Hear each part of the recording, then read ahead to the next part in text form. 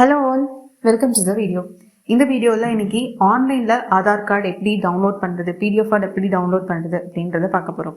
அதுக்கு முன்னாடி இந்த சேனல் யாராவது சப்ஸ்கிரைப் பண்ணாம பார்த்துட்டு இருந்தீங்க அப்படின்னா சப்ஸ்கிரைப் பண்ணிட்டு பெல் ஐகானையும் பிரஸ் பண்ணிடுங்க. ஃபர்ஸ்ட் கூகுளில் போயிட்டு ஆதார் கார்டு அப்படின்னு நீங்கள் சர்ச் பண்ணீங்கன்னா UIDAIயோட லிங்க் வரும். ஸோ அந்த லிங்க்கை நீங்கள் கிளிக் பண்ணிக்கோங்க. அப்படி இல்லைன்னா நான் கீழே டிஸ்கிரிப்ஷன்லேயும் அந்த லிங்க்கை நான் கொடுத்துட்றேன். ஸோ அதையும் கிளிக் பண்ணி நீங்கள் பார்த்துக்கோங்க.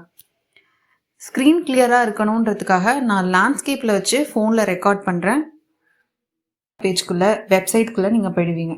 அதுக்கப்புறம் என்ன பண்ணுங்கள் அப்படின்னா அங்கே நிறைய ஆப்ஷன்ஸ் இருக்கும். நீங்கள் ஸ்வைப் பண்ணி பார்த்தீங்கன்னா உங்களுக்கு நிறைய ஆப்ஷன்ஸ் இருக்கும்.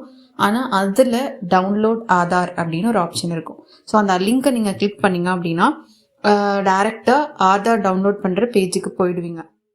டவுன்லோட் ஆதார் பேஜ்குள்ளே போயிட்டீங்க அப்படின்னா அதில் நீங்கள் எந்த இன்ஃபர்மேஷனும் கொடுக்க தேவையில்லை. ஃபர்ஸ்ட் ரெண்டே விஷயம் தான். ஒன்று ஆதார் கார்டு நம்பர் கொடுக்கணும், இன்னொன்று கேப்சா இமேஜ் இருக்கும். ஸோ அந்த இமேஜை அப்படியே பார்த்து என்ன நம்பர் என்ன வேர்டு இருக்கோ அதை அப்படியே பார்த்து கிளிக் பண்ணி டைப் பண்ணிங்கன்னா போதும்.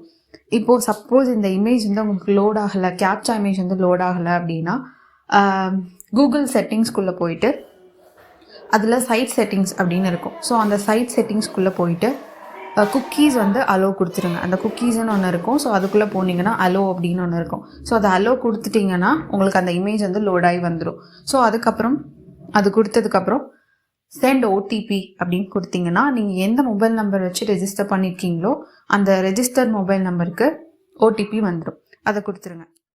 UIDAI வெப்சைட்லேருந்து ஆதார் கார்டு லெட்டரை ரீப்ரிண்ட் கொடுத்துக்கலாம், உங்களுக்கு தெரியுமா அப்படின்னு கேட்டிருக்காங்க. ஸோ இந்த கொஷனுக்கு எஸ் கொடுத்துருங்க. அடுத்து ஆதார் லெட்டர் ரீப்ரிண்ட் சொல்லி கொடுத்ததுலேருந்து எவ்வளோ நாள்லேருந்து உங்களுக்கு ஆதார் கார்டு வந்துச்சு அப்படின்னு டேஸ் கொடுத்துருக்காங்க. இது 6 to 10 days அது கொடுத்துக்கோங்க. கொடுத்துட்டு வெரிஃபை அண்ட் டவுன்லோட் கொடுத்தீங்க அப்படின்னா டவுன்லோட் ஆகிடும். ஸோ PDF டவுன்லோட் ஆயிரும். ஆனதுக்கப்புறம் நீங்கள் PDF வியூ பண்ணோம் அப்படின்னா பாஸ்வேர்ட் போடணும்.